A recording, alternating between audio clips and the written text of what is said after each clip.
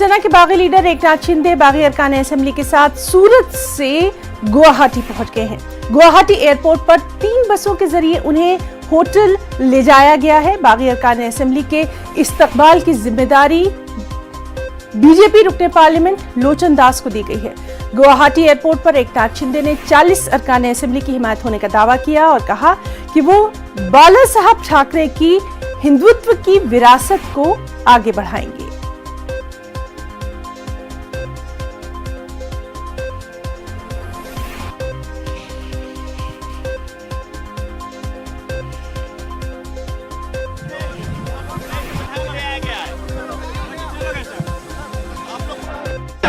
MLA अभी यहाँ मौजूद है और सभी लोग जो है हम बाला साहब ठाकरे जी का जो हिंदुत्व है इस और उनकी जो भूमिका है उसको हम लोग आगे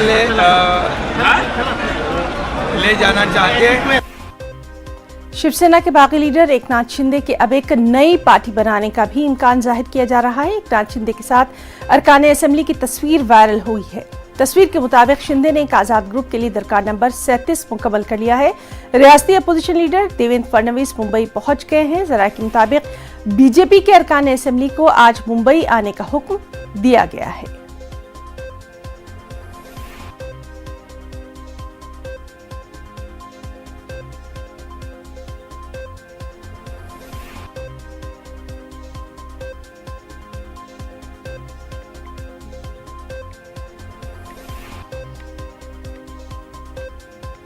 हमारे लोग वहाँ गए थे तो एकनाथ शिंदे जी से बातचीत हो गई। एकनाथ शिंदे हमारे बहुत पुराने साथी है।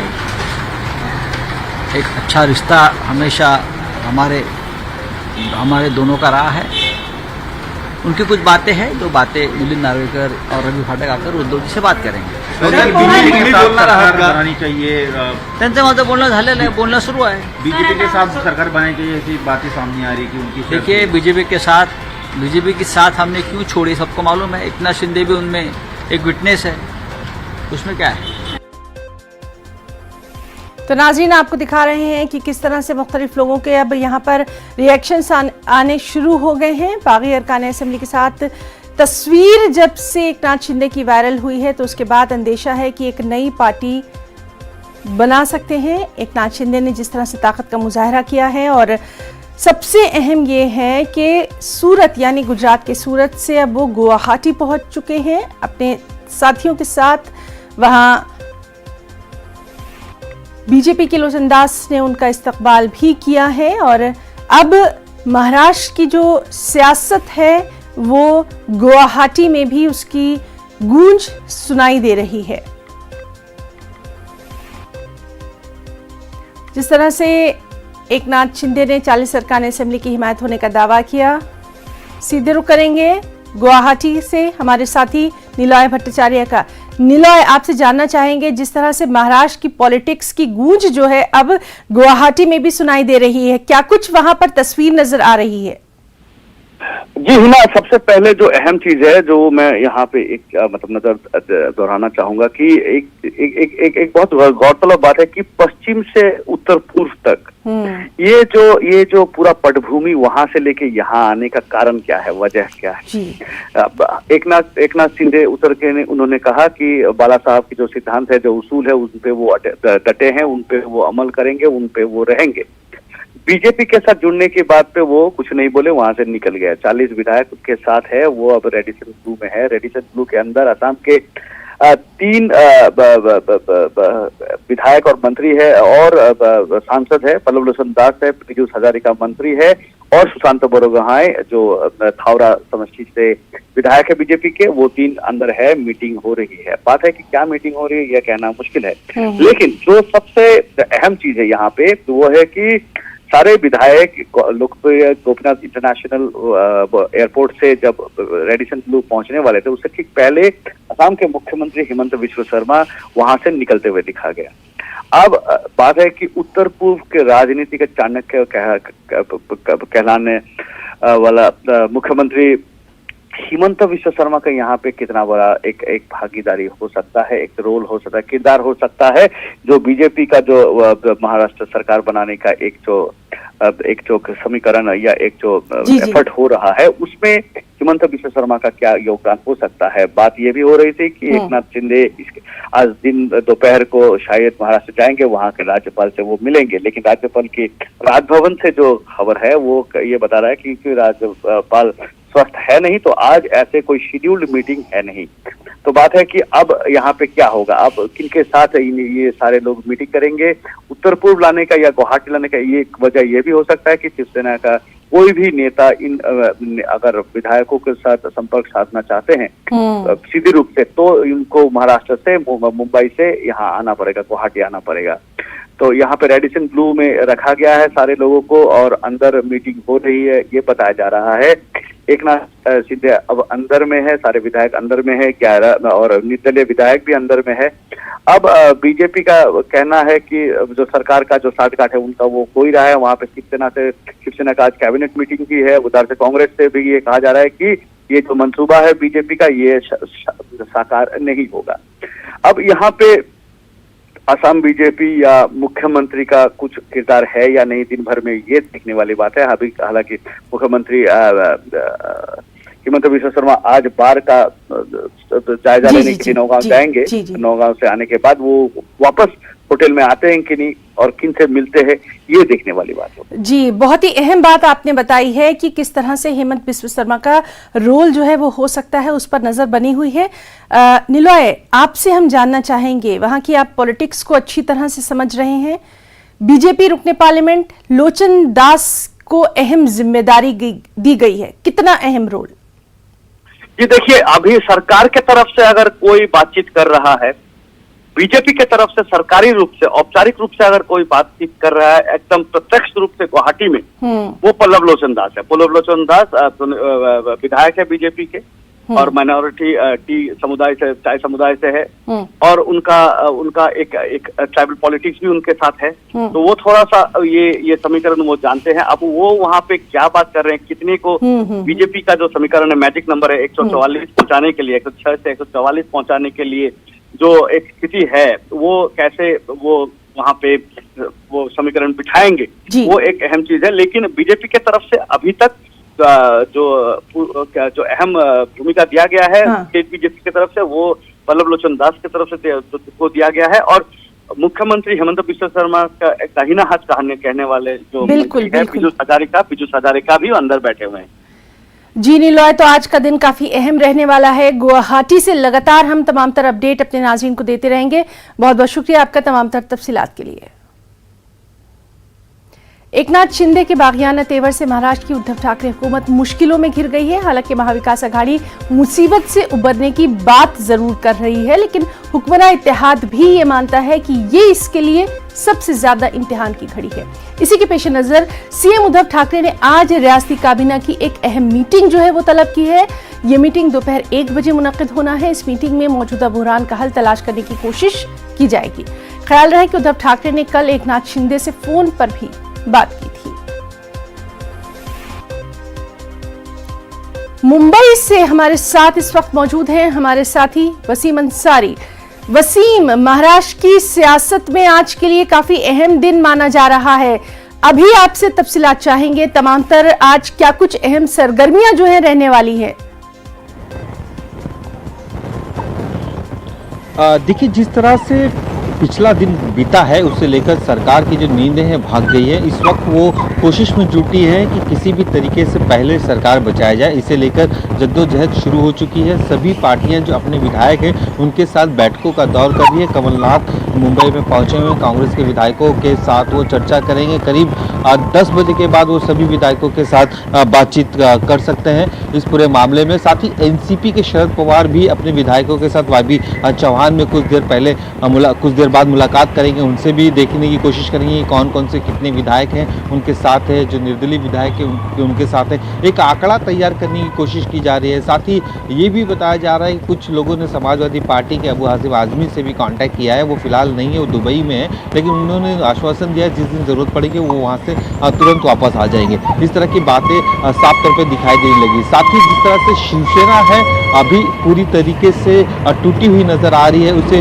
बटोरने की कोशिश की जा रही है, एकजुट करने की कोशिश की जा रही है। जो विधायक यहाँ मौजूद हैं उन्हें मनाने की कोशिश की जा रही है, साथ ही जो विधायक उनके साथ नहीं है उन्हें किस तरह से लाया जाए उसकी रणनीति तय की जा रही है। आज की जो कैबिनेट है दोपहर 1 बजे ये काफ़ी अहम होगी। इसमें कौन कौन से मंत्री पहुँचते हैं और किस तरह से उनकी जो रणनीति होगी उन पर एक जिम्मेदारी दी जा सकती है कि अपने अपने क्षेत्र के जो विधायक हैं उन्हें किस तरह से उन्हें जोड़ना है। जो जिस तरह से कांग्रेस ने MLC चुनाव के बाद अब तक अपने विधायकों को जाने नहीं दिया है, मुंबई में ही रोक के रखा है, तो कभी भी किसी तरह की कोई उलटफेर ना हो इसका ख्याल साफ तौर पे रखा जा रहा है। जिस तरह से एकनाथ शिंदे ने ये दावा किया है कि उनके पास 35 विधायक हैं और साथ ही निर्दलीय विधायक है, ये कुल मिला के उनके पास 46 विधायकों की संख्या है। 46 विधायकों की संख्या अपने आप में एक बड़ा नंबर है। अगर वो किसी तरीके से अपना समर्थन पत्र बना के अगर राज्यपाल को देते हैं तो ये सरकार खतरे में आ सकती है, इसका ख्याल रखा जाएगा। लेकिन सबसे अहम बात यह है कि अब तक एकनाथ शिंदे ने मंत्री पद से इस्तीफा भी नहीं दिया है। वो ये चाहते हैं कि किसी भी तरीके से कहीं ना कहीं बीजेपी के साथ शिवसेना जाए, लेकिन पिछले मनमुटाव जिस तरह से उद्धव ठाकरे के साथ हुए, उनके परिवार पे भी कई तरह के निशाना साधा गया। बीजेपी की तरफ से खुलकर उद्धव ठाकरे ने भी इस बात का बयान किया है, बीजेपी पे अपनी जो नाराजगी है जाहिर की। तो ऐसा करना मुश्किल है। अभी 2 राह है उनके सामने उद्धव ठाकरे के, ये तो अपने विधायकों की बात मान के बीजेपी के साथ जाए या फिर एकनाथ शिंदे से दूरियां बनाए। जी बिल्कुल वसीम, आपसे हम तमाम तर अपडेट ले रहे हैं। हमारे साथ मुंबई से हमारे एक और साथी अमित राय भी मौजूद हैं। अमित, अगले कुछ घंटे महाराष्ट्र की सियासत, महाराष्ट्र की पॉलिटिक्स को लेकर काफी अहम रहने वाले हैं और पूरे मुल्क की नजरें जो है वो यहीं पर लगी हुई हैं। आपसे तमाम तर तज्जिया चाहेंगे कि किस तरह से देखेंगे ये जो सियासी उथल पुथल है महाराष्ट्र में। कि जैसे ही असम गुवाहाटी उतरे और मीडिया से बात की शिंदे ने और कहा कि 40 विधायक हमारे साथ हैं, सूत्र हमारे ये बता रहे हैं कि 36 शिवसेना के विधायक और 10 निर्दलीय, कुल मिलाकर 46 विधायकों का समर्थन जो है वो प्राप्त है और ये बहुत बड़ी संख्या है और ये महाविकास अघाड़ी सरकार के लिए खतरे की घंटी है। आज के दिन की बात करें तो 10 बजे के बाद जो है कमलनाथ जो है मुंबई आएंगे और कांग्रेस विधायकों के साथ बैठक करेंगे। वहीं YB चौहान में शरद पवार जो है NCP के विधायकों के साथ बैठक करेंगे। सब अपने अपने विधायकों को जो है पकड़ के रखना चाहते हैं ताकि कोई पाला ना बदल पाए। अब सवाल ये था कि 56 सीटें थी शिवसेना की, एक MLA की डेथ हो गई, बचे 55 में से जो है 2/3 सीट होती है 37 और 37 का आंकड़ा जो है अब छू लिया है एकनाथ शिंदे ने, जैसा कि वो दावा कर रहे हैं। तो ऐसे में अब सबकी निगाहें राजभवन की तरफ होंगी कि जिस तरह से वो कह रहे हैं कि 40 विधायकों का उन्हें समर्थन प्राप्त है और जो हमारे सूत्र बता रहे हैं कि 36 शिवसेना, उसके अलावा 10 और निर्दलीय का भी समर्थन उन्हें है, यानी कुल मिलाकर 46। तो क्या वो अपने समर्थन की चिट्ठी जो है राजभवन राज्यपाल के पास भेजते हैं? अगर वो चिट्ठी भेजते हैं तो उसके बाद राज्यपाल जो है उस पूरी घटनाक्रम से मुख्यमंत्री को अवगत कराएंगे और कहेंगे कि आप जो है अपना सहमति जो दीजिए और एक विधानसभा के सत्र में जो है आप अपना प्रस्ताव जो है वो लाइए कि आपके पास कितना संख्या बल है। तो ऐसे में देखना होगा जब सबकी निगाहें जो है राजभवन की तरफ है, क्योंकि पहले ये था कि 37 का जो मैजिक फिगर है वो हो पाएगा कि नहीं हो पाएगा। अगर 37 नहीं हो पाता है तो दल बदल कानून के तहत जो है इन्हें अपने विधायक पद से इस्तीफा देना पड़ता और फिर उपचुनाव की बात आती। लेकिन अब जो ये कह रहे हैं कि मेरे पास 40 है और सूत्र हमारे ये बता रहे हैं उसी ग्रुप के एकनाथ शिंदे के कि 36 + 10 46 है उनके पास। तो अब आंकड़ा तो पूरा हो चुका है। अब इसी आंकड़े को अपनी तरफ खींचने के लिए महाविकास अघाड़ी लगातार कोशिश कर रही है। 1 बजे कैबिनेट की बैठक है और ये भी है कि जो उनके पास विधायक है उस पर 5 मंत्री हैं, तो क्या 5 मंत्रियों को जो है हटाया जाएगा उनके मंत्री पद से? किस तरह की बिल्कुल अमित, तो आज का दिन काफी अहम रहने वाला है महाराष्ट्र की सियासत के लिए। लगातार आपसे भी हम तमाम तर अपडेट अपने नाज़रीन तक पहुंचाते रहेंगे। तो नाज़रीन, हमारे दोनों साथी वसीम अंसारी, अमित राय लगातार हमारे साथ मौजूद रहेंगे। साथ ही साथ गुवाहाटी में क्या कुछ वहां पर सियासी हालात है उस पर भी हमारी नजर रहेगी। तमाम साथियों का हम शुक्रिया अदा करना चाहेंगे। खबरों में यहाँ रुकना चाहेंगे एक छोटे से ब्रेक के लिए। और महाराष्ट्र से ही अहम खबर आपको दे दे, महाराष्ट्र के सियासी बहरान पर NCP चीफ की पूरी नजर है। हम बात कर रहे हैं शरद पवार की। शरद पवार की आज अहम मीटिंग उन्होंने तलब की है। तमाम NCP अरकान असेंबली के साथ शरद पवार की अहम मीटिंग होने वाली है YB सेंटर में। एनसीपी अरकान असेंबली की ये अहम मीटिंग होगी। तो इस वक्त की एक और अहम खबर, महाराष्ट्र के सियासी बहरान पर एनसीपी चीफ शरद पवार की भी पूरी नजर है, इसीलिए उन्होंने आज एनसीपी के तमाम जो अरकान हैं उनकी अहम मीटिंग तलब की है।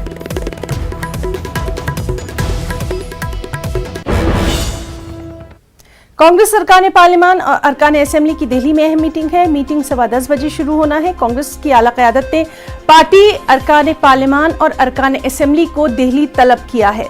इस मीटिंग में राहुल गांधी और प्रियंका गांधी भी शिरकत कर सकते हैं। वाज़ेह है कि महाराष्ट्र में सियासी उथल पुथल के बाद कांग्रेस में मीटिंगों का दौरा है। कमलनाथ को पार्टी ने मुबस्सिर मुकर्रर किया है।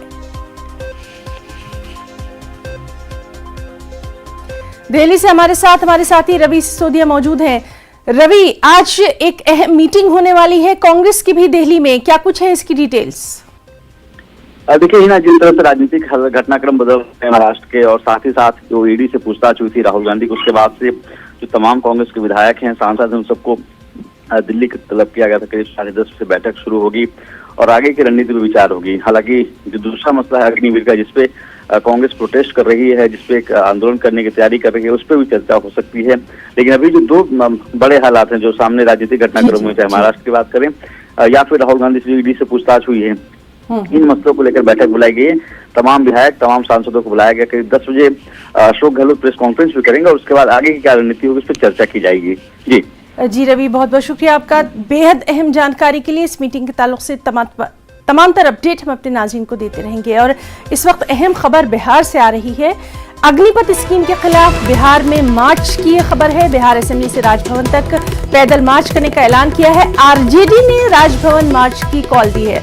आपको बताएं कि तेजस्वी यादव ने अजीम इत्तेहाद के तमाम एमएलएस को इसमें मदऊ किया है। तो बिहार से अहम खबर, अग्निपथ स्कीम के खिलाफ बिहार में राजभवन तक, बिहार असेंबली से राजभवन तक मार्च किया जाएगा। पैदल मार्च होगा ये। आरजेडी ने राजभवन मार्च की ये कॉल दी है।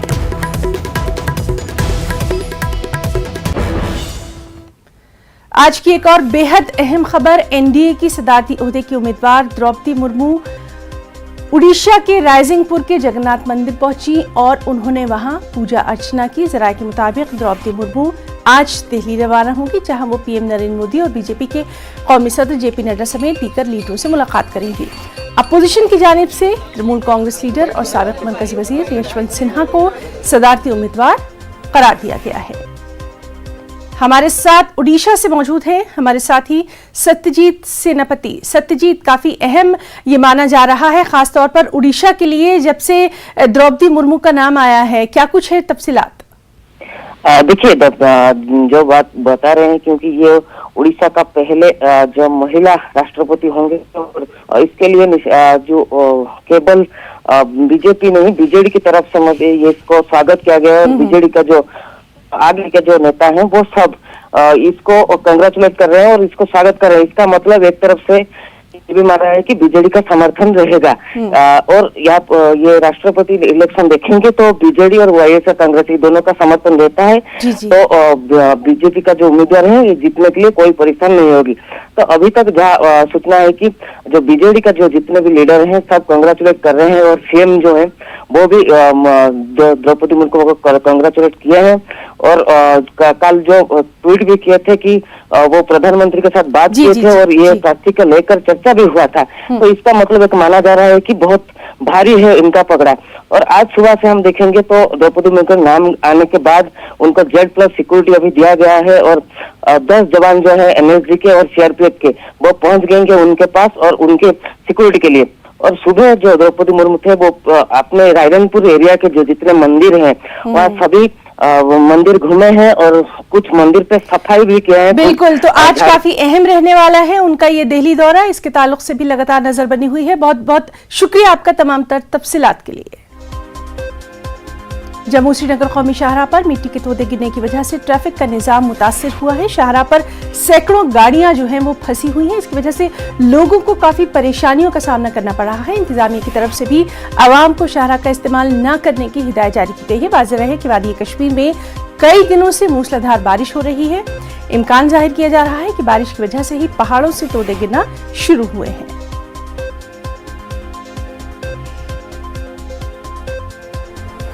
हमारे साथ रामबन से हमारे साथी बिलाल बाली मौजूद हैं। बिलाल, इस वक्त क्या हाल है कौमी शाहराह का? हिना, देखिए जम्मू श्रीनगर नेशनल हाईवे पर गुज़श्ता 2-3 दिनों से जो लगातार बारिश हो रही है, इस वक्त जो सिचुएशन है, पूरा शाहरा जो है ट्रैफिक के आमदरफ्त के लिए बंद है, जिसमें सबसे पहले जो है कल आफ्टरनून में ही पंठियाल में है जो भारी पत्थर गिरने की वजह से शाहरा बंद हुई थी। उसके बाद अभी की तस्वीर जो मैं देख रहा हूँ, हजारों की तादाद में जो गाड़ियां हैं वो दरमांदा है। ये ट्रैफिक इंतजामिया की नाअहली है कि इतनी बारिश की प्रेडिक्शन होने के बावजूद भी उन्होंने जम्मू कश्मीर नेशनल हाईवे पर ट्रैफिक को चलने की इजाजत दी। वहीं अगर हम कैफेटेरिया मोड़ की बात करेंगे, करोल में, रोमा बसी समेत तमाम जगहों पर जो है शाहरा पर बड़े बड़े बोल्डर आए और इस वक्त जिला रामबन में सैलाबी सूरत हाल पैदा हो गई है। बारिश लगातार हो रही है जिसकी वजह से बड़े भारी बोल्डर, मड स्लाइड समेत बहुत जो सिचुएशन है बहुत खराब होती जा रही है जम्मू श्रीनगर नेशनल हाईवे पर, और हजारों की तादाद में लोग जो दरमांदा है। अब इंतजामिया के लिए एक बड़ा चैलेंज है कि इन लोगों को सेफ लोकेशन की तरफ किस तरह मूव किया जाएगा। और कल रात की बात करेंगे हम तो कहीं ट्रक जो है वो बैटरी चश्मा के इलाके में मड स्लाइड की जद में आ गए थे, जिसके बाद वहां से जी तो जम्मू श्रीनगर कौमी शाहराह बंद है और आज भी लोगों को यही सलाह दी गई है कि यहाँ की तरफ जो है वो सफर ना करें। बिलाल, बहुत बहुत शुक्रिया आपका तमाम तर तफसीलात के लिए। जम्मू कश्मीर के जिला कुलगाम में वाक़े नाला विशु में सतयाब में जबरदस्त इजाफा देखा गया, जिसकी वजह से नाला विशु के किनारे खाना बदोश खानदान पानी में घिर गए हैं। इंतजामिया ने बरवक्त कार्रवाई करते हुए उन्हें बाहिफाजत वहां से निकाल लिया है। वाज़ेह है कि वादी कश्मीर में कई दिनों से लगातार बारिश हो रही है, जिसकी वजह से दर्जे हरारत यानी टेम्परेचर में काफी कमी देखी जा रही है। कई इलाकों में सैलाबी सूरत हाल भी देखी जा रही है। कुलगाम से हमारे साथ मौजूद है हमारे साथी जहूर, इस वक्त की हम ताजा सूरत हाल जानना चाहेंगे, खासतौर पर नाला विशु के ताल्लुक से। बिल्कुल हिना, मैं आपको बताऊं कि ये अभी जो है मुसलसल बारिशों की वजह से न सिर्फ नाला विशु में तुगियानी आई है, बल्कि रिवर जहलिम की अगर हम बात करें, जहलिम दरिया की बात करें, उसमें भी अभी जो है पानी का फ्लो बहुत ज्यादा है और कुल मिलाकर कई इलाके जो हैं इस से मुतासिर हो गए हैं, ज़ेर आब आ गए हैं। अगर हम कईमू के मेन मार्केट की बात करें तो यहाँ पे ज़ेर आब आ गया पूरा इलाका और इसमें अभी फ्लैश फ्लड्स आ गए हैं, जहाँ ट्रैफिक डिस्टर्ब हो गया। उसी तरह से नाला विशु की अगर हम बात करें तो वहाँ पे जो है खतरे के निशान से ऊपर बह रहा है, कुछ डाइवर्जन्स भी तबाह हो गए हैं और कुल मिलाकर जो ये बारिशें हैं, इन बारिशों की वजह से काफी इलाके जो है वो अभी तक मुतासिर हो गए हैं। हालांकि कुछ इलाकों में रेस्क्यू टीम्स को भेजा गया है, जो नोमैडिक फैमिलीज हैं उनको रेस्क्यू करने की कोशिश की जा रही है। तो कुल मिलाकर अभी सिचुएशन जो है काफी टेंस बनी हुई है। अगर हम लो लाइन और इन नाला के जो किनारों पर रहने वाले आबादियों की बात करें तो काफी खतरे में है अभी ये सारे इलाके। जी जहूर, इस भी बहुत बहुत शुक्रिया अदा करना चाहेंगे आपका बेहद अहम जानकारी के लिए। गुज़िश्ता कई दिनों से मुल्क की कई रियासतों में मानसून और प्री मानसून की वजह से होने वाली बारिशों से लोगों को शदीद गर्मी से राहत मिल गई है। साथ ही ये भी तवक्को है कि मानसून जल्द ही मुल्क के दीगर हिस्सों में भी पहुंच जाएगा। महकमा मौसमियात के मुताबिक जनूब मगरबी मानसून के 23 जून से 29 जून के दरमियान वस्ती हिंदुस्तान के बाकी हिस्सों और शुमाल मगरबी हिंदुस्तान के कई हिस्सों तक पहुंचने का इम्कान है। महकमा मौसमियात के मुताबिक मानसून झारखंड, बिहार और जनूब मशरक़ी उत्तर प्रदेश के कुछ हिस्सों की तरफ बढ़ रहा है। MID के मुताबिक मगरिब में अगले 5 दिनों में मूसलाधार बारिश हो सकती है। इसके अलावा शुमाली, वस्ती और मशरक़ी हिंदुस्तान की रियासतों में भी गरज और चमक के साथ तेज बारिश का इम्कान है।